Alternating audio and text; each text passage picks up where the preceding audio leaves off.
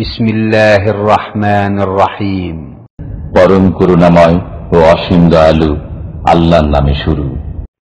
ومن أحسن قولا ممن دعا إلى الله وعمل صالحا وقال إنني من المسلمين।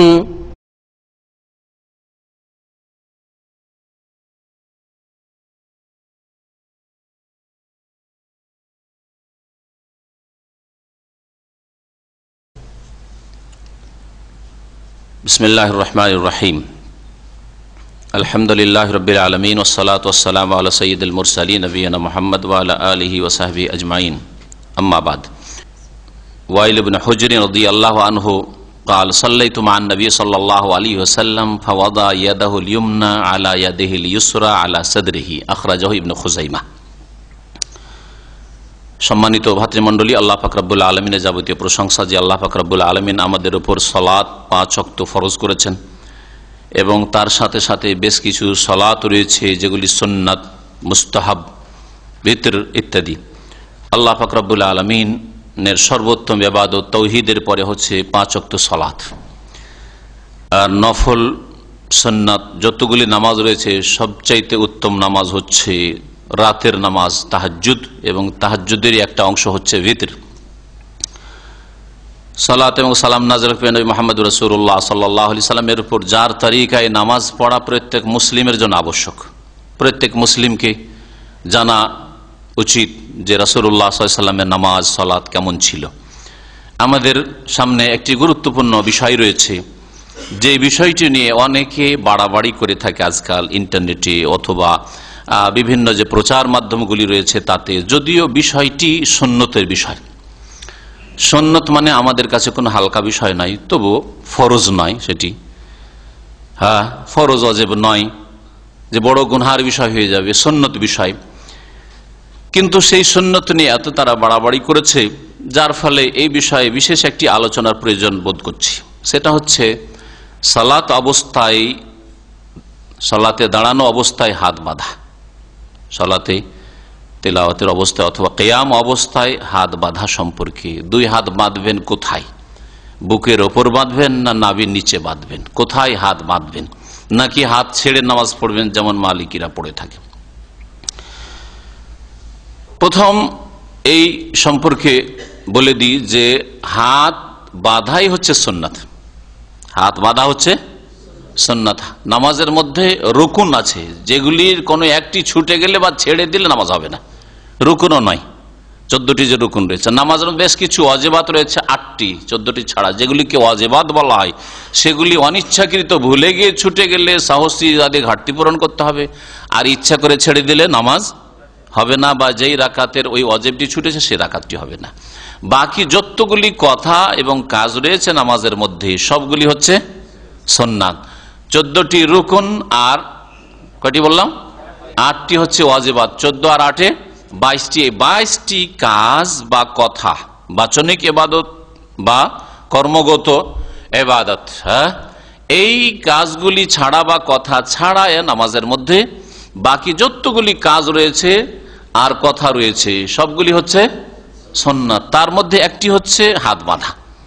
হাত ছাড়া সুন্নত ছাড়লো, হাত বাঁধলো মানে সুন্নত আদায় করলো, ঠিক আছে না? তাহলে আসল হাত বাঁধাটাই হচ্ছে সুন্নতের বিষয়। এখন হাত বাঁধবেন কোথায়? নাভির নিচে না বুকের ওপর? এই আসল হাকিকতটা, যেটা কোরআন ও হাদিস দ্বারা প্রমাণিত অথবা রাসূলুল্লাহ সাল্লাল্লাহু আলাইহি ওয়াসাল্লাম আমল দ্বারা প্রমাণিত, সাহাবায়ে কেরামদের আমল যা ছিল তা সেটি স্পষ্ট করা আবশ্যক। এই ক্ষেত্রে একটি দলিল নয়, 4-5টি দলিল রয়েছে এবং সবগুলি সহিহ অথবা হাসান, কোন জয়ীফ জাল নাই। আমি আপনাদের সামনে আজকে পেশ করব। প্রথম হাদিসটি, আসল কিতাব হচ্ছে সহিহ ইবনে খুজাইমা আর বুলুগুল মারাম, যেই কিতাবের দর্স আমাদের নিয়মিত শুক্রবারে চলছে, তাতে এই হাদিসটি রয়েছে। সেই হাদিসটা দিয়ে শুরু করি। ওয়াইল ইবনে হুজর রাদিয়াল্লাহু তাআলা আনহু থেকে বর্ণিত, তিনি বলছেন, সাল্লাইতু মা'আন নবী সাল্লাল্লাহু আলাইহি ওয়াসাল্লাম, নবী করিম সাল্লাল্লাহু আলাইহি ওয়াসাল্লামের সাথে আমি নামাজ পড়েছি। ফাওয়াদা ইয়াদাহুল ইয়ুমনা আলা ইয়াদিহিল ইউসরা, অতঃপর তিনি তার ডান হাত রাখলেন বাম হাতের ওপর, ডান হাত রাখলেন বাম হাতের ওপর। আলা সাদরিহি, কোথায়? সাদর মানে বক্ষ, বুকের উপর রাখলেন। বুক মানে পেট নয়, আর বুক মানে নাভি নয়। বুক কোথায়? এই বুকের ওপর, যেটাকে সাদর বলা হয়। এখান থেকে শুরু করে এই পর্যন্ত বুক। তো বক্ষের ওপর হাত রাখেন রাসূলুল্লাহ সাল্লাল্লাহু আলাইহি সাল্লাম। এই হাদিসটির অবস্থা কি জানেন? এই হাদিসটা সম্পর্কে কিছু আজকালকার বক্তারা জয়ীফ বলে দিয়ে চুপ, কিন্তু এই হাদিস সনদ জয়ীফ না হাদিস জয়ীফ? সনদ আর হাদিসে পার্থক্য আছে। সনদ মানে সূত্র, একটি বিষয় কয়েকটি সূত্র থেকে আসতে পারে। যেমন উদাহরণস্বরূপ বলি, আজকে একটা দুর্ঘটনা ঘটেছে, গতকালকে ঘটেছে, বাস্তব ঘটনা। গতকালকে একটা লোক রাস্তা পার করছিল, আর পুলিশের গাড়ি রিভার্স করে আসছিল, দিল ধাক্কা, পড়ে গেল, অ্যাম্বুলেন্স উঠিয়ে নিয়ে গেছে। ঠিক আছে না? আমাদের কাছে ধরেন এই ঘটনাটি উদাহরণস্বরূপ বলি, আসলে আমাদের কাছে একটা এমন সূত্র থেকে যে যাকে চিনি না এমন লোক বলল, জানিও না সে সত্য কথা বলে না মিথ্যা কথা বলে, বানিয়ে বলে, হ্যাঁ, কাউকে বদনাম করার জন্য বলে, হ্যাঁ, বললো আমাদের কাছে। তাহলে ঘটনা সত্য হলেও আমাদের কাছে বিশ্বস্ত সূত্রে খবরটি আসেনি, সেজন্য এখনো হয়তো পুরোপুরি আস্থা হয়নি। ঠিক আছে, এই সনদ সূত্রটা আমাদের কাছে দুর্বল। এই সনদের নাম আরবিতে হচ্ছে কি? জয়ীফ। ঠিক না? জয়ীফ।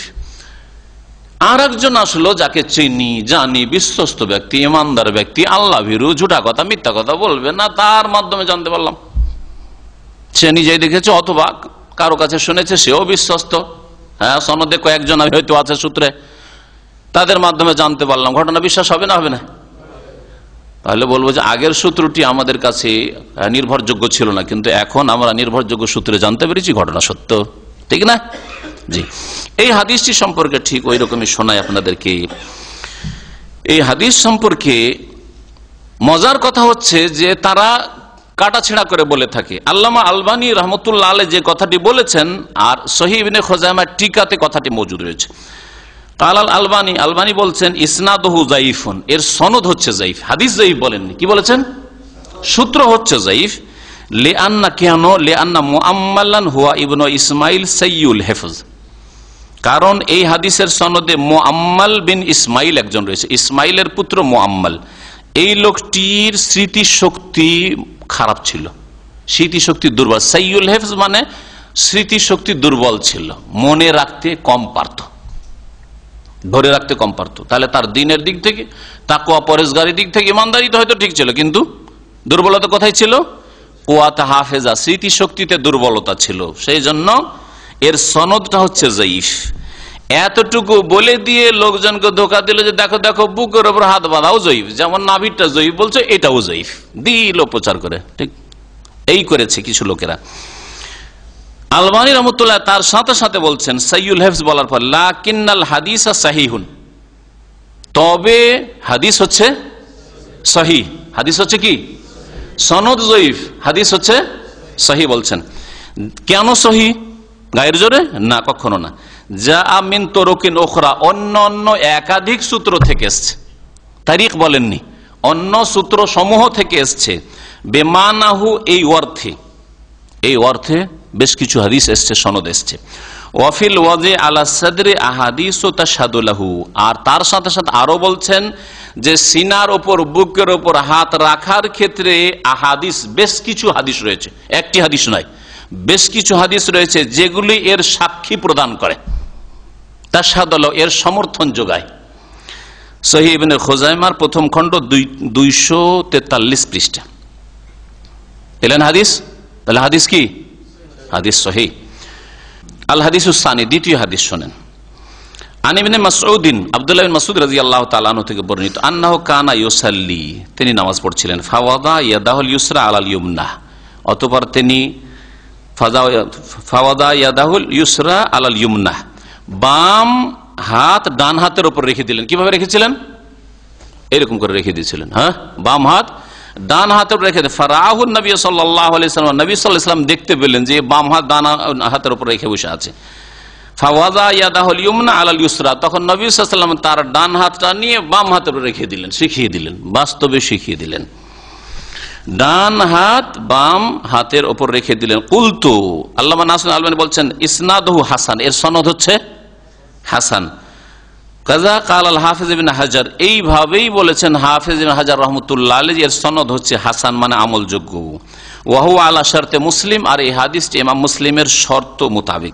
কালান নবী নবী রহমতুল্লাহ বলছেন ইসনাদহু সহিহুন আলা শর্তে মুসলিম। ইমাম ইবনে সাকান এই হাদিসটিকে তার সহিহ ইবনে সাকানে বর্ণনা করেছেন।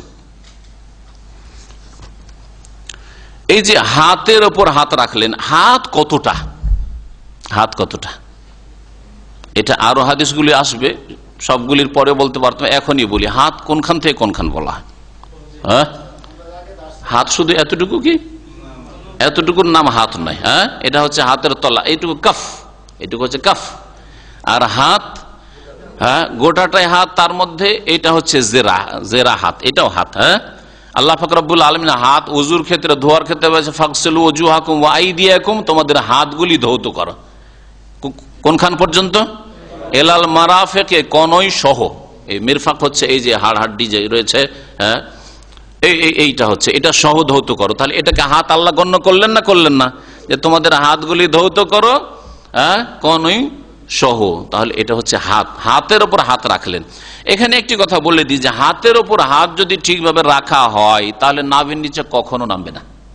কেউ দাঁড়িয়ে একটু পরীক্ষা করেন, একজন, হ্যাঁ দাঁড়িয়ে পরীক্ষা করেন দেখি, হাতের উপর হাত রাখেন আপনি এইভাবে, হ্যাঁ তাহলে নাভির নিচে নামান তো, নাভির নিচে নামালে ঝুঁকতে হবে, এই ঝুঁকা ছাড়া কোনো উপায় নেই।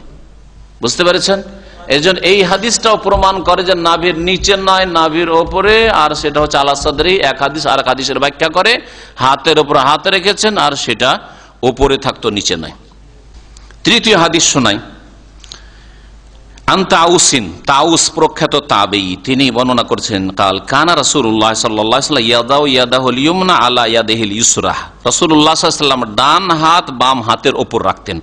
সুম্মা ইয়াশুদ্দু বাইনাহুমা আলা সাদরিহি, আর তারপর মজবুত করে ধরতেন দুটো হাতকে, একটি হাত দিয়ে আরেকটি হাতকে কোথায়? আলা সাদরিহি, কোথায়? সিনার ওপর, বুকের ওপর। ওয়া হুয়া ফিস সালাতে, নামাজ অবস্থায়। কোথায়? নামাজ অবস্থায়। নামাজের বাইরের কথা বলা হয়নি যে কোনো বুকে হাত দিয়ে বসে আছেন হয়তো, হ্যাঁ এইরকম না, নামাজের ভিতরে এইভাবে সিনার উপর হাত রাখতেন। আল্লামা নাসিরুদ্দিন রহমতুল্লাহ বলছেন কুলতু, আমি বলবো এই হাজা হাদিসুন মুরসালুন, এই হাদিসটি হচ্ছে মুরসাল। ওয়া হুয়া হাদিসুন সহিহ, আর এই হাদিস সহিহ। মুরসাল হাদিস শর্ত সাপেক্ষ আমলযোগ্য। মুরসাল হাদিসের হুকুম সম্পর্কে মুস্তালাহুল হাদিস বা উসুল হাদিসের কায়দা কানুনে অনেকদিন আগে আলোচনা করেছি, জানি না ওই আলোচনা যদি থাকে রেকর্ডিং ভাইদের কাছে তো ঠিক আছে, না হলে আরেকদিন আবার ওই দর্শটা রিপিট করে দেবো। মুরসাল হাদিসের ওপর আমল করা যাবে কি যাবে না? মুরসাল হাদিস কাকে বলে প্রথম জেনে সংক্ষেপে, সেটা হচ্ছে কোন তাবেঈ যদি বলেন কালা রাসূলুল্লাহ, তাউস, এই যে এই হাদিসে বাস্তব প্রমাণ, তাউস তাবেঈ কি বলছেন? রাসূলুল্লাহ সাল্লাল্লাহু আলাইহি ওয়াসাল্লাম এরকম করেছেন, রাসূলুল্লাহ এরকম করেছেন। তাউস তাবেঈ তো রসুলকে দেখেননি, তা নিশ্চয়ই মাঝখানে কেউ তাকে বলেছে। কে বলেছে? সে সম্ভাবনা বেশি যে তাবেঈ যখন বলছেন তো সাহাবীর কাছ থেকে শুনে হবেন, এটাই সম্ভাবনা বেশি। যদি এটা হয় তাহলে হাদিস সহিহ, কারণ সাহাবীরা সমালোচনার ঊর্ধ্বে। হ্যাঁ, সাহাবীদের মধ্যে সহিহ জয়ীফের কোন তদন্ত করার প্রয়োজন করেন না। আর সাহাবাত কুল্লুহুম আদুল, তারা সব হ্যাঁ ন্যায়ের উপর প্রতিষ্ঠিত, তারা সবাই সত্যবাদী। সুতরাং সাহাবী হলে তো হাদিস সহিহ হয়ে গেল। এখন কিছুটা সন্দেহ থাকে, সম্ভাবনা থাকে যে তাবেঈ আবার আরেক তাবেঈ থেকে তো শুনেনি, বর্ণনা করেনি। যদি এই সম্ভাবনাই আরেক তাবেঈ থেকে যদি এই ঘটনাটা শুনে থাকে বুকের উপর হাত বাঁধার, তাহলে সেই তাবেঈর অবস্থা আবার কেমন, স্মৃতিশক্তি ভালো ছিল কিনা, হ্যাঁ তিনি বিশ্বস্ত কিনা, ছিলেন কিনা, এটা একটা প্রশ্ন থাকছে। এই সামান্য একটু সন্দেহের জন্য ইখতিলাফ রয়েছে। একদল বলছে যে মুরসাল দলিল হইতে পারে না, জয়ীফ, হালকা জয়ীফ। আর এক দল বলেছেন যে মুরসাল দলিল বিনা কোনো শর্তে, আর এক দল বলছে শর্ত সাপেক্ষ দলিল। তো শর্ত সাপেক্ষ দলিল এটা হচ্ছে সহিহ, আল্লাহু আলম, যে তার যদি সমর্থনে আরো হাদিস থাকে। আর এর আগে হাদিস আরো দুটো পেলেন যে এর সমর্থনে বুকের উপর হাত বাঁধা। আলী রাদিয়াল্লাহু তাআলা আনহু থেকে, সেটা হচ্ছে মিনাস সুন্নতি, সুন্নাত হচ্ছে ওয়াদউল কাফফি আলাল কাফফি, হাতকে হাতের উপর রাখা। কাফ আবার এটা হাতের উপর হাত রাখা, তাহাতা সুররাতে, নাভির নিচে, নাভির নিচে। হাদিসটা মুসনাদে আহমদে রয়েছে, পৃষ্ঠা 92-92। এই হাদিস সর্বসম্মতি ক্রমে দঈফ, দুর্বল হাদিস। কেন দুর্বল শুনেন, বলছেন ওয়াহাযা সানাদুন যায়ীফুন, এর সনদ হচ্ছে যায়ীফ, দুর্বল। ইল্লাতুহু, এই হাদিসের রোগ হচ্ছে আব্দুর রহমান বিন ইসহাক ওয়াসিতি। আব্দুর রহমান বিন ইসহাক, ইসহাকের ছেলে আব্দুর রহমান, ওয়াসেতের লোক, ওয়াসেত ইরাকের একটি শহর, সেই ওয়াসিতি। ওয়াহুয়া যায়ীফুন, এ হচ্ছে দুর্বল, এ হচ্ছে দুর্বল। ইমাম আবু দাউদ রহমতুল্লাহ আলাইহি এই হাদিসটি সম্পর্কে কি বলেছেন শুনেন।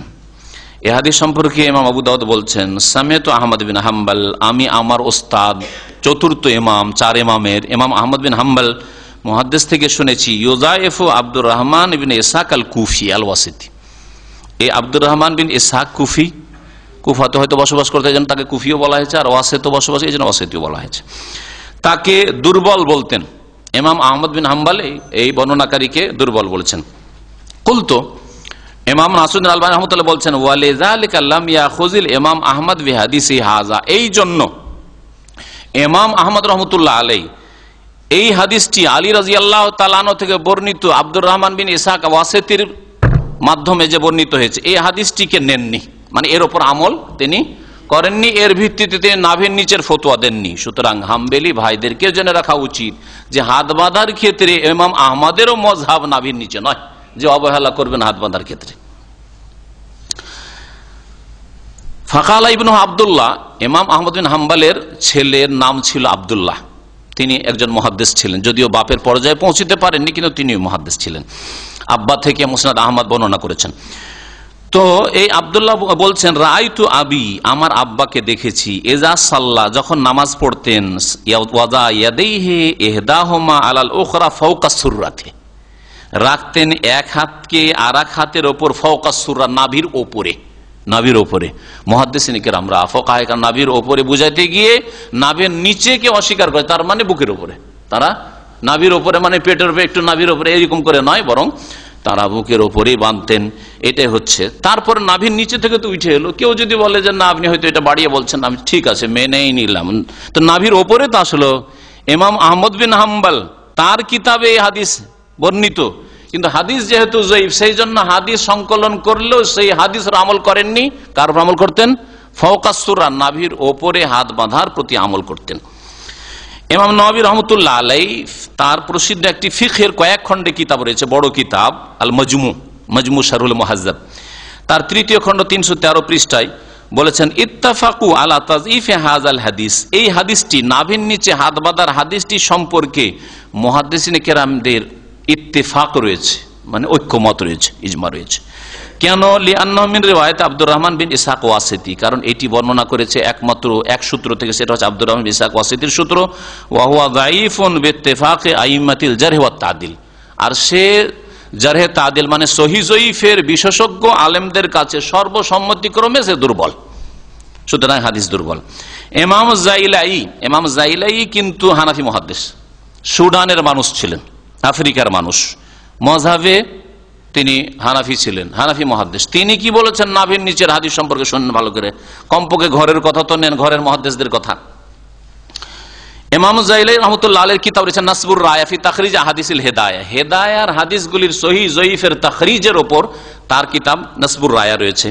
তার প্রথম খণ্ড 314 পৃষ্ঠায় বলছেন যে ইমাম বাইহাকি বলেছেন তার মারিফা নামক কিতাবে, লা ইয়াসবুতু ইসনাদুহু, এই নাভির নিচের হাত বাঁধার হাদিসের সনদ সাবিত নয়, মানে সাব্যস্ত নয়। তাফাররাদা বিহি আব্দুর রহমান বিন ইসহাক ওয়াসিতি, আব্দুর রহমান বিন ইসহাক ওয়াসিতি একাই বর্ণনা করেছেন, ওয়া হুয়া মাতরুকুন, আরো কড়া ভাষা উচ্চারণ করেছেন কে? ইমাম জাইলাই, হানাফি মুহাদ্দিস, তিনি বলছেন ওয়া হুয়া মাতরুক, যঈফের একবারে নিম্ন শ্রেণী হচ্ছে মাতরুক, মানে পরিত্যক্ত। সে মাতরুক মানে যাকে ছেড়ে দেওয়া হয়েছে, যাকে নেওয়াই হয়নি, যার হাদিসই নেওয়া হয়নি, মাতরুক, পরিত্যক্ত। ইমাম হাফেজ বিন হাজার রহমতুল্লাহ আলাইহি ফাথুল বারির 2য় খণ্ড 186 পৃষ্ঠায় বলছেন, হুয়া হাদিসুন যায়ীফুন, নাভির নিচের হাত বাঁধার হাদিস হচ্ছে দুর্বল হাদিস। আল্লামা নাসিরুদ্দিন আলবানী রহমতুল্লাহ আলাইহি নিজের পক্ষ থেকে কোনো কথা বললেন না, আর আগের আইম্মারা বলেছেন। হাফেজ বিন হাজারের জামানা হচ্ছে 9ম শতাব্দী, 852-তে ইন্তেকাল। ইমাম জাইলাইর জামানা ওই কাছাকাছি ওই যুগের দিকে আছে, তাহলে তারা অনেক আগের আইম্মায়ে কেরামরা বলেছেন এসব কথা। ইমাম আহমদ বিন হাম্বল তো 4 ইমামের যুগের, 4 ইমামের চতুর্থ ইমাম, আর তিনি মুহাদ্দিস, 30,000 হাদিস মুসনাদ আহমদে তিনি সংকলন করেছেন। আল্লামা নাসির আলবানী তারপরে মন্তব্য করতে গিয়ে বলছেন, অমিম্মা ইয়াদুল্লু আলা যাফিহি আন্নাহু রুহিয়া আন আলীন খিলাফা। বলছে হাদিসটা যে জয়ীফ এর আরেকটা স্পষ্ট প্রমাণ শুনেন, যে আলী রাদিয়াল্লাহু তাআলা আনহুর আমলও এর বিপরীত ছিল। হ্যাঁ, আলী রাদিয়াল্লাহু তাআলা আনহু থেকে এর চাইতে ভালো সনদে বর্ণিত হয়েছে যে তিনি নাভির নিচে হাত বাঁধেননি। কিসে বেঁধেছেন? ওপরে হাত বেঁধেছেন। শুনেন এখন একটা হাদিস এখানে, সেটা হচ্ছে হাদিস ইবনে জারির আদ-দাব্বি আন আবিহি। জারির দাব্বি থেকে বর্ণনা করা হয়েছে, তিনি বলছেন রাআইতু আলিয়ান তাবেঈ, আমি আলী রাদিয়াল্লাহু তাআলা আনহুকে দেখেছি, ইউমসিকু শিমালাহু বিয়ামিনিহি আলা রুসলি ফাওকা সুররা, ধরতেন তিনি বাম হাতকে বেয়ামিনি ডান হাত দিয়ে, আলা রুসগে, রুস্ক হচ্ছে এটা মিফসাল, এটা হচ্ছে রুস্ক, এই জায়গাটা ধরতেন, ফাওকা সুররা, কোথায়? সুররা মানে হচ্ছে নাভি, নাভির ফাওক মানে কি? ওপরে, নাভির ওপরে ধরতেন তিনি, নাভির উপরে ধরতেন। কে? আলী রাদিয়াল্লাহু তাআলা, চতুর্থ খলিফা, যিনি বর্ণনা করেছেন নাভির নিচের হাদিস, তিনিও তার বিপরীত আমল করছেন। জি, হাদিস সম্পর্কে বলছেন যে এই হাদিস হাজা ইসনাদুন মুহতামিলুন লিতাহসিন, এই হাদিসটা হাসান হতে পারে। কে বলছেন? নাসির আলবানী। কত আমানতদারি, তিনি একটু বাড়ি বলে দিতে পারেন যে এটা হাসান হওয়ার সম্ভাবনাই রয়েছে, এটা মুহতামিল হাদিস, হাসান হওয়ার সম্ভাবনা রয়েছে। আর ইমাম বাইহাকি থেকে নকল করেছে, ইমাম বাইহাকি বলছেন আন্নাহু হাসান, হাদিসটি হচ্ছে হাসান। আলী রাদিয়াল্লাহু তাআলা আনহু নাভির ওপরে হাত বাঁধতেন, যিনি নাভির নিচের হাদিসও বর্ণনা করেছেন, এটি হচ্ছে হাদিস হাসান। পক্ষান্তর নাভির নিচের হাদিসটি হচ্ছে সর্বসম্মতিক্রমে যায়ীফ। তারপরে আলবানী সাহেব বলছেন, ওয়াল্লাযী সাহা আনহু সাল্লাল্লাহু আলাইহি ওয়াসাল্লাম ফি মাওদি ওয়াজিল ইয়াদাইন ইন্নামা হুয়া সাদরু, নবী করিম সাল্লাল্লাহু আলাইহি ওয়াসাল্লাম থেকে সহিহ সূত্রে যা প্রমাণিত হয়েছে দুই হাত রাখার ক্ষেত্রে, এই স্থানের ক্ষেত্রে, ইন্নামা হুয়া সাদরু, সেটা হচ্ছে সিনা, সেটা হচ্ছে বুক। ওয়া ফি যালিকা আহাদিসু কাসীরা, এই মর্মে বেশ অনেকগুলি হাদিস রয়েছে। আওরাদতুহা ফি তাখরিজে সিফাতিস সালাত, নামাজের পদ্ধতির, যে সালাত সম্পাদনের পদ্ধতিতে, সেই হাদিসগুলি বিস্তারিত আমি নিয়ে এসেছি। তাউস রহমতুল্লাহ আলাইহি যে প্রখ্যাত তাবেঈ, তার হাদিসটা তো একটু আগে শুনলেন, সেই হাদিসটাই কি আছে? সিনার শব্দ এসে, সুম্মা ইয়াশুদ্দু বাইনাহুমা আলা সাদরিহি ওয়া হুয়া ফিস সালাহ, নামাজের মধ্যে রাসূলুল্লাহ সাল্লাল্লাহু আলাইহি সাল্লাম এক হাতকে আর এক হাত দিয়ে ধরে মজবুত করে ধরতেন। কোথায়? আলা সাদরিহি, সিনার ওপর, বুকের ওপর, নামাজের মধ্যে। আবু দাউদে হাদিসটি রয়েছে বিইসনাদিন সাহিহিন, আবু দাউদে আছে সনদ সহিহ। বলছেন ওয়া হুয়া ওয়া ইন কানা মুরসালান, যদিও হাদিসটি মুরসাল, ফাহুয়া হুজ্জাতুন ইনদা জামিল উলামা, সমস্ত ওলামাদের নিকট এই মুরসাল হাদিস হচ্ছে দলিল, আলা ইখতিলাফে মাযাহিবিম ফির মুরসালি, যদিও মুরসাল সম্পর্কে তাদের মযহাবের ইখতিলাফ আছে, শর্ত সাপেক্ষ নেব না দলিল বিনা শর্তে মেনে নেব না মানব না, তিনটি মত আছে। কিন্তু এই হাদিসটি দলিল, এই হাদিসটি দলিল, কারণ এর সমর্থনে হাদিস রয়েছে, যেমন একটু আগে বললাম, লিআন্নাহু সাহিহুস সানাদ ইলাল মুরসাল, যে মুরসাল বর্ণনা করেছেন তাউস, তার পর্যন্ত সনদ সহিহ, এই মাঝখানে কোনো দুর্বলতা নেই। ওয়াকাদ জাআ মাওসুলান মিন তুরুক, আর বেশ কিছু সূত্র থেকে এই হাদিসটি একেবারে মুত্তাসিল এসেছে, নবী সাল্লাল্লাহু আলাইহি ওয়াসাল্লাম পর্যন্ত পৌঁছেছে, মুরসাল নয়। যেমন ইঙ্গিত করেছি, ফাকানা হুজ্জাতান ইনদাল জামি, সুতরাং সকল আইম্মায়ে কেরামদের নিকট এই মুরসাল হাদিসটি তাউসের কি দলিল যোগ্য। তারপরে বলছেন যে এই বুকের ওপর হাত বাঁধা দিয়ে ধন্য হয়েছেন ইমাম ইসহাক রহমতুল্লাহ আলাইহি, যিনি ইমাম আহমদ রহমতুল্লাহ আলাইহির সহপাঠী ছিলেন, সেই যুগের তিনি ইমাম ছিলেন, এবং তার দীর্ঘদিন ধরে মযহাব ছিল। তার থেকে বোঝা যায় যে এই চার মযহাবে ইসলাম সীমিত নয়, বরং যে কোনো বড় আলেম ফতোয়া দিয়েছে আর বড় আলেম দ্বীনের খেদমত করেছে, তার অনেক ভক্ত হয়েছে, অনুসারী হয়েছে, তখন ওই পথে চলতে থেকেছে, আর চলতে চলতে আবার ওই ছাত্ররা, তাদের ভক্তরা ধীরে ধীরে হয়তো শেষ হয়ে গেছে, আর এই চার ইমামের ভক্তরা থেকে গেছে, আর চার ভাগে ভাগ করে নিয়েছে, এইরকম করেছে। পরে এই গোড়ামিটা শুরু হয়েছে, সেই জামানায় এই গোড়ামি ছিল না, বরং যেমন ছাত্র তৈরি হয়, ছাত্র হয়ে ওস্তাদের গবেষণাকে পছন্দ করে, ওস্তাদের ইস্তেমবাদকে পছন্দ করে, ওস্তাদের ফতোয়াকে পছন্দ করে, এইরকম তালিকাটাই ছিল। কিন্তু তাকলিদ, অন্ধভাবে আবু হানিফাকে মানতে হবে, অথবা শাফিকে মানে শাফি হইতে হবে, ইমাম মালিককে মানে মালিকি হইতে হবে, ইমাম আহমদ বিন হাম্বলকে মানে হাম্বলি হইতে হবে, এটা সেই জামানাতে চতুর্থ শতাব্দী পর্যন্ত ছিল না, যেমন আল্লামা শাহ ওয়ালিউল্লাহ মুহাদ্দিস দেহলভী রহমাতুল্লাহ বলছেন আল্লামা আলবানী রহমাতুল্লাহ ওয়া আসআদুন নাসি বিহাযিহিস সুন্নাতিস সাহিহাতি আল ইমাম ইসহাক বিন রাহওয়াই। আর এই সহিহ সুন্নাত দিয়ে ভাগ্যবান হয়েছেন ইমাম ইসহাক বিন রাহওয়াই রহমাতুল্লাহ আলাইহি।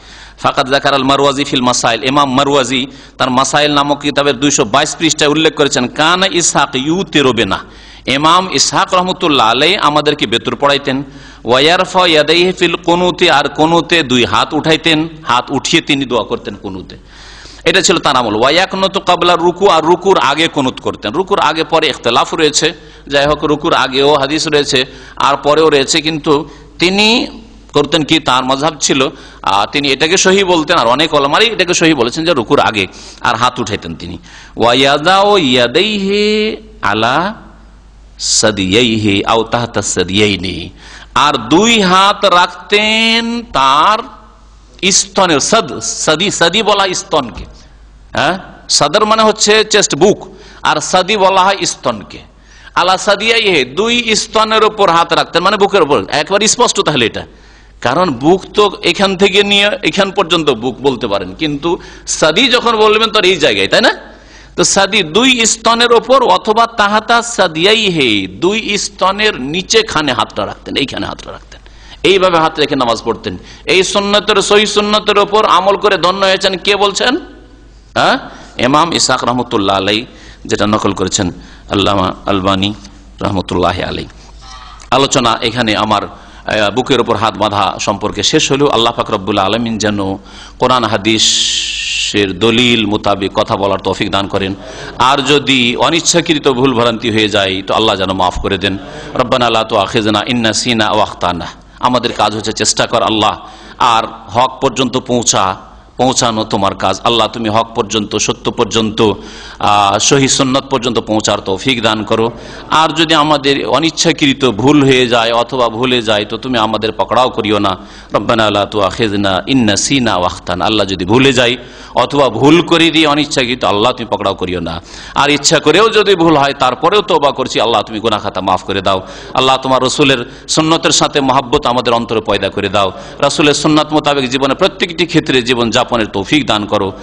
সাল্লাল্লাহু আলা নবিয়িনা মুহাম্মদ ওয়া আলা আলিহি ওয়া সাহবিহি আজমাইন। আর তারপর ওপরে কোন জায়গায় তো আর এক হাদিস ব্যাখ্যা করে দিয়েছে, একটা না কয়েকটা হাদিস। সাদর বুকের হাত পেলেন, হাদিস পেলেন, সাদির হাত পেলেন। বেতন নামাজে দোয়া করা, কুনুত পড়া সুন্নাত, ওয়াজিব নয়। যারা ওয়াজিবের ফতোয়া দিয়েছে ভুল ফতোয়া, বরং সহি হচ্ছে সুন্নাত। আর সুন্নাত মানে মাঝে মধ্যে নবী সাল্লাল্লাহু আলাইহি ওয়াসাল্লাম ছেড়েছেন। সুতরাং এই জন্য হারমানি শরীফানে মক্কায় যদি 30 দিন তারাবি পড়েন, দেখবেন যে 2 দিন 3 দিন তো ছাড়ে, 2 দিন 3 দিন ছাড়ে। আমি গত রমজান অথবা তার আগে রমজানে মক্কায় 14 রমজান ছিলাম, তো দেখি যেই দিন আমি তারাবি নসিব হয়েছে সেই দিনে আর কোনো হইল না, কোনো অসুবিধা নেই। মাঝে মাঝে ছাড়াটাই সুন্নাত, কারণ এটা সুন্নাত, যাতে করে মানুষ বুঝে এটা ওয়াজিব নয়, ঘাটতি হলো না, বরং এটাই ঠিক। যে এইসব কিতাবে আকিদার কিতাব পড়ছি, আহলে সুন্নাত ওয়াল জামাত, আহলে সুন্নাত ওয়াল জামাত পড়ছি, কিন্তু আমাদের দেশে আবার এর সাথে আহলে হাদিস নামটা এসছে। এই জন্য এসছে যে আহলে সুন্নাত ওয়াল জামাত নামটা ভারত, বাংলাদেশ, পাকিস্তানে গিয়ে অন্যরা নিয়ে নিয়েছে। এখন বোঝা মুশকিল যে কোন মার্কা আহলে সুন্নাত, বিদাতি আহলে সুন্নাত ওয়াল জামাত না সুন্নতি আহলে সুন্নাত ওয়াল জামাত, বোঝা মুশকিল। এই জন্য একটা নতুন নাম সেখানকার উলামায়ে কেরামরা নিয়েছে, যে আমরা নিজেকে চিহ্নিত করার জন্য, বোঝানোর জন্য যে আমরা ওই কবর মাজার পূজা করা আহলে সুন্নাত নয়, যারা নাম নিয়েছে কিন্তু কাজ তাদের আহলে সুন্নাতের কাজ নয়, বরং আমরা আহলে সুন্নাত ওয়াল জামাত, সেই আহলে সুন্নাত ওয়াল জামাত যারা আহলে হাদিস নিজেদেরকে বলে থাকি, কোরআন এবং হাদিসের অনুসারী। এই জন্য তারা এই নামটি ব্যবহার করেছে। কথা বুঝতে পেরেছেন? কারণ আরো খুলে বলি, প্রথম ভারতে শুরু হয়েছে, আর তারপরে বাংলাদেশ, পাকিস্তান গেছে। ভারতে আহমদ রেজা খানের অনুসারী বেরেলভী রেজভিরা নিজেদেরকে আহলে সুন্নাত ওয়াল জামাত বলে, এবং তারা এর সাথে সাথে আরো বলে সংক্ষেপে নিজেদেরকে সুন্নি বলে। মানে যারা কবর মাজার পূজা করবে তারাই হচ্ছে সুন্নি, আর বাকি যতগুলি আছে, দেওবন্দি হোক আর জামাত ইসলামী হোক আর তবলিগ হোক আর আহলে হাদিস, সবগুলি হচ্ছে ওয়াহাবি। তাদের কাছে দুটোই ভাগ আছে। জাহেল মূর্খদেরকে আর তাদের মৌলভী মোল্লাদেরকে জিজ্ঞেস করে দেখবেন, সুন্নি আর ওয়াহাবি দুটো ভাগ। ওয়াহাবি কে? যে মিলাদ করে না, যে কবর মাজারে যায় না, চাদর চড়ায় না, ফুল চড়ে না, যে কবরে আজান দেয় না ইত্যাদি, কবর, এক কথায় কবর মাজার পূজারী নয়, বেরেলভী রেজভি নয়, তারা সবগুলি হচ্ছে, এরা হচ্ছে ওয়াহাবি। এর ওয়াহাবির মধ্যে এই সবগুলি তাদের কাছে আসে। যাদের নাম বললাম, বুঝছেন না? তো আর ওরা হলো শুধু সুন্নি যারা সমস্ত শিরক বিদআত করে, ধর্মের নামে সমস্ত শিরক বিদআত করে, ওলে হলো শুধু সুন্নি আহলে সুন্নাত। আর তাদের অফিসের নাম হচ্ছে আহলে সুন্নাত ওয়াল জামাত। যেখানে যেখানে ওদের অফিস আছে, আমি নিজেও দেখেছি যে লেখা আছে দফতর আহলে সুন্নাত ওয়াল জামাত বা আহলে সুন্নাত ওয়াল জামাতের অফিস। কার অফিস? বেরেলবিদের অফিস, রেজবিদের অফিস। বাংলাদেশে আছে না এরকম আহলে সুন্নাত ওয়াল জামাত? তো এই জন্য এখন যদি আহলে হাদিসরা যারা কোরআন এবং হাদিস সরাসরি অনুসরণ করে, তারাও যদি আহলে সুন্নাত ওয়াল জামাত লিখে আর বলে যে আমরা আহলে সুন্নাত ওয়াল জামাত, তো ঝামেলা লেগে যাবে যে কোন আহলে সুন্নাত রে বাবা, এটা বেরলবি আহলে সুন্নাত ওয়াল জামাত না আর কোন আহলে সুন্নাত ওয়াল জামাত। সেই জন্য একটা নতুন নামের প্রয়োজন হয়েছে। এই প্রয়োজনের তাগিদে আহলে হাদিস নামটি এসছে। কিন্তু নাম থাকে আর গুণ যদি না থাকে তো এই নামের কোনো মূল্য নেই। আর অনেক সময় যদি গুণ থাকে আর নাম না থাকে তো কোনো যায় আসে না। আমার সংক্ষেপ কথায় আশা করি বুঝতে পারছেন যে আমার আকীদা হচ্ছে কোরআন হাদিসের আকীদা, ইবাদত হচ্ছে কোরআন হাদিস সম্বলিত ইবাদত, আর আখলাক চরিত্র আমি গঠনের চেষ্টা করছি, কোরআন এবং হাদিস মোতাবেক জীবন গড়ার চেষ্টা করছি। আমার নাম যদি আহলে হাদিস নাও রাখি, সালাফি নাও রাখি, আর এই তরিকার উপরে থাকি, তো ইনশাআল্লাহ তাআলা আমি হক পথে আছি। হ্যাঁ, বাস এই বাড়াবাড়ি করব না। আর কেউ যদি নাম পাক্কা আহলে হাদিস রাখে আর আহলে সুন্নাত ওয়াল জামাত, আর নামাজই ঠিক নেই বা বিদআত করে অথবা হারাম খায়, হারাম কাজ করে, হারামে লিপ্ত থাকে, হ্যাঁ, তা ভুল পথে চলে, রাসূলের তরিকায় না চলে, তো হাজার হাজার এইরকম সুন্দর নাম লাগালেও কোনো কাজে আসবে না। নাম কোনো মানুষকে নাজাত দেবে না। নাজাত দেবে ঈমান এবং আমল, বিশ্বাস, আকীদা আর কর্ম। নাম যাই থাক না কেন, নাম যাই থাক না কেন। এই জন্য শারজা দুবাইয়ে একজন ভালো দায়ী থাকেন। আমি যখন দুবাই শারজা গেলাম গত বছরে, তো উনি এক আলোচনায় বলেছেন যে দেখো আমাদেরকে তো নানা নাম বিদাতিরা দিচ্ছে। কেউ বলছে যে আমেরিকার দালাল, কেউ বলছে ইহুদিদের দালাল, হ্যাঁ, কেউ বলছে আর কিছু কার এজেন্ট, এই সব মেলা কিছু বলছে, কেউ ওয়াহাবি বলছে, কেউ কি বলছে, যাই বলে। এমনকি যদি বলে যে ইহুদিদের আমরা এজেন্ট কিন্তু কোরআন হাদিসের পথে থাকি, তাহলে যথেষ্ট। কোরআন এবং হাদিসের অনুসরণ করি, আর নাম যদি দাও যে ইহুদিদের দালাল, তাতেও যায় আসে না, কোন ক্ষতি হইল? আপনার নাম দেওয়াতে দিকে আমার কাম খারাপ হবে? আমার কাম ঠিক আছে, আমার আকীদা আমল ঠিক আছে, রাসূলের তরিকা ছাড়া আমি কোন তরিকা বুঝি না। আপনি কি নাম দেবেন, গাল দেন, দেন, আপনার আমল খারাপ করছেন, আমার কি খারাপ করবেন আপনি? আমার কি খারাপ করবেন আপনি? বুঝতে পেরেছেন? আর যদি আমার নাম অত্যন্ত সুন্দর, সালাফি আর আহলে হাদিস আর একেবারে মোহাম্মদী, আর না ফরজ ঠিক আছে, 5 ওয়াক্ত ফরজ ঠিক নেই, না ফজর নামাজ ঠিক আছে, মুনাফিকি চরিত্র, না সুন্নত মোতাবেক জীবন যাপন, যদি খুব সুন্নত থাকে 2-3টা সুন্নত রফায়ে দিনী করলেন, আমিন জোরে বললেন, আর কি হ্যাঁ বয়স সাথে পা মিলালেন হয়তো, আর এই 2-4টা সুন্নত বিবাহের ক্ষেত্রে সুবহানাল্লাহ, যেই বিদাতগুলি বিবাহের বিদাত বেরেলবিদের মধ্যে আছে সেগুলি আপনাদের মধ্যে আছে। বউ বসিয়ে টাকা ইনকাম করছেন, বউ বসিয়ে সবাইকে দেখাচ্ছেন, বউ দেখতে গোটা বংশধর সব পুরুষরা গিয়ে একটা বউ দেখে আসলো, অথচ নবী বলছেন যেই ছেলে বিয়ে করবে সে দেখবে। কোথায় আপনি আহলে হাদিস, কোথায় আপনি আহলে সুন্নাত ওয়াল জামাত? একটা উদাহরণই দিলাম। এইরকম ভাবে আসলে নামে কিছু যায় আসে না, আসল হচ্ছে কাজ। কাজটা যদি ঠিক থাকে তাহলে নাম দেন আর না দেন নাজাত পেয়ে যাবেন। আর নাম খুব সুন্দর যদি থাকে আর আকীদা আমল ঠিক না থাকে, কোনোদিন নাজাত পাবেন না। এটা বিশ্বাস রাখতে হবে সব সময়। জি, তবে নামের সাথে যদি কাজ ঠিক হয় তাহলে ভালো কথা। নামও ঠিক আছে আর কাজ ঠিক আছে তো আলহামদুলিল্লাহ, যেমন নাম তেমন কাজ। আমার নাম মতিউর রহমান, মানে রহমানের অনুগত। আমি যদি রহমানের আনুগত্য করি তাহলে তো ভালো, কিন্তু মতিউর রহমান নাম আর নামাজ পড়ে না, তো লাভটা কি? হ্যাঁ, রহমানের অনুগত, রহমানের আনুগত আর নাফরমান ব্যক্তি, তো কোনো কাজে আসবে এই নাম? কোনো কাজে আসবে না। আব্দুল্লাহ আল্লাহর বান্দা, আর আব্দুল্লাহ ইবাদতই করেন আল্লাহর, তো এই নামে কি হবে? হবে কিছু? হাবিবুর রহমান আল্লাহ পাকের প্রিয়, রহমানের প্রিয়। আল্লাহ পাকের প্রিয় কোথায়? ও তো মাকজুবুর রহমান, যে নামাজ পড়ে না সে, হ্যাঁ, যে শিরক বিদআত করার হাবিবুর রহমান যুক্তিবাদী। কি করে ইয়ে হবে? আল্লাহ পাকের হাবিব হবে কি করে? আল্লাহ পাকের হাবিব হবে যদি শিরক আর বিদআত করে? তো একটা উদাহরণ দিলাম আমি, ওই ব্যক্তিকে হঠাৎ করে নামটা চলে আসলো, কিন্তু আসলে কোনো ব্যক্তিকে উদ্দেশ্য করা উদ্দেশ্য না, উদ্দেশ্য হচ্ছে একটা উদাহরণ দেওয়া যে আপনার নাম হাবিবুর রহমান, আপনার নাম মহিবুর রহমান, কিন্তু আপনার আকীদা আমল বলছে না রহমানের আপনি প্রিয় নন, তাহলে কোনো কাজে আসবে না নাম। ওই রকমই হচ্ছে আহলে হাদিস, আহলে সুন্নাত ওয়াল জামাত, সালাফি। যদি আকীদা, ইবাদত, আখলাক ঠিক থাকে তাহলে এই নাম কাজে আসবে। আর যদি আকীদা, আখলাক, ইবাদত ঠিক না থাকে, পারিবারিক জীবনে কোরআন হাদিসের উপর আমল নেই, অর্থনীতিতে কোরআন হাদিসের আমল নেই, তাহলে কোনো কাজে আসবে না। সুতরাং আমলের গুরুত্ব দেবেন, আকীদার গুরুত্ব দেবেন, নবীর রাস্তায় চলার চেষ্টা করবেন। নাম থাকার নাই থাক, নাম নিয়ে বাড়াবাড়ি করবেন না। এইরকম কিছু আমার জানা নেই। তবে এই ক্ষেত্রে কেউ কেউ বলেছেন যে হাত রাখা, যে যেমন আজকে পেলেন এটা রাখা, আর একটা হচ্ছে কবজ ধরা, এটাও আছে। এই ধরা এটাও আছে, কিন্তু 3 আঙ্গুল দিয়ে ধরতে হবে। কেমন করে ধরতে? এত জটিলতা আসলে ইসলামের নেই। হ্যাঁ, এত জটিলতার নেই। জটিলতা মানুষে পয়দা করেছে। রুকু শেষ করার পরে হাত বাঁধেন, তবুও কোনো অসুবিধা নেই। না বাঁধেন, ছেড়ে দেন, কোনো অসুবিধা নেই। যেটা ভালো লাগে করেন। এই ক্ষেত্রে কোনো স্পষ্ট সুন্নত নেই, হাত বাঁধতে হবে এরকম স্পষ্ট দলিল থাকলে নিয়মিতই বাঁধতাম, কিন্তু স্পষ্ট দলিল নেই। এর আগে বলেছি, অনেকবারই আমি বলেছি। আল্লাহ আমাকে ভালোবাসছেন না ভালোবাসছেন না বুঝবেন যদি আপনি দেখছেন যে আমি আর সারাদিনের মধ্যে গুনাহ দেখতে পাচ্ছি না, সারাদিনে ফরজ অজেব ছাড়িনি, জামাত ছাড়িনি, ফজর পড়েছি, হ্যাঁ, আর আমার ডিউটি ঠিক করেছি, আর হারাম কাবিরা কোনো করিনি, তাহলে জানবেন যে আল্লাহ ভালোবাসছেন। এবং সবসময় অন্তরটাকে আল্লাহ অভিমুখী রাখবেন, আল্লাহর দিকে যেন ঝাঁপিয়ে আছেন সবসময়। হ্যাঁ, এইরকম অবস্থা যদি কন্টিনিউ আপনি কিছুদিন করতে পারেন, এমনিতে চোখে পানি চলে আসবে, অন্তরটা একেবারে মোমের মতো নরম হয়ে যাবে। কথা বুঝতে পেরেছেন? তো এটা প্রমাণ যে হ্যাঁ, আল্লাহ আপনাকে ভালোবাসে। গুনাহ করতে চেষ্টা করলে বাধা চলে আসে, ভুল করতে চেষ্টা করলে ভুল থেকে আল্লাহ বাঁচিয়ে নেন। এগুলো হচ্ছে আল্লাহ পাক ভালোবাসেন এর লক্ষণ। জি, অনেকে হয়তো গুনার দিকে একটু কদম উঠে গেছে, কিন্তু না, আল্লাহ যেতে দিল না, ওইদিকে পারলো না যেতে। হ্যাঁ, আল্লাহ পাক ভালোবাসেন, কিন্তু গুনার রাস্তা বারবার খুলে যাচ্ছে, আর যখন তখন গুনাহ হয়ে যাচ্ছে, মানে আল্লাহ ভালোবাসছেন না। তাহলে আল্লাহর ভালোবাসা অর্জন করতে পারেননি, কেন এত গুনাহ হচ্ছে আপনার? জি, কিছু লক্ষণ আছে। আর আপনি বদলা বেশি সুখে খাচ্ছেন, বেশি টাকা পয়সা পেয়েছেন, যে জন্য আল্লাহ ভালোবাসেন না, তাহলে তো ইহুদি নাসারকে আল্লাহ বেশি ভালোবাসে, তাদের ঘরে বেশি পয়সা। দুনিয়ার মধ্যে সবচেয়ে বেশি পুঁজিপতি ইহুদিরা, যাদের আল্লাহ পাকের গজব হয়েছে।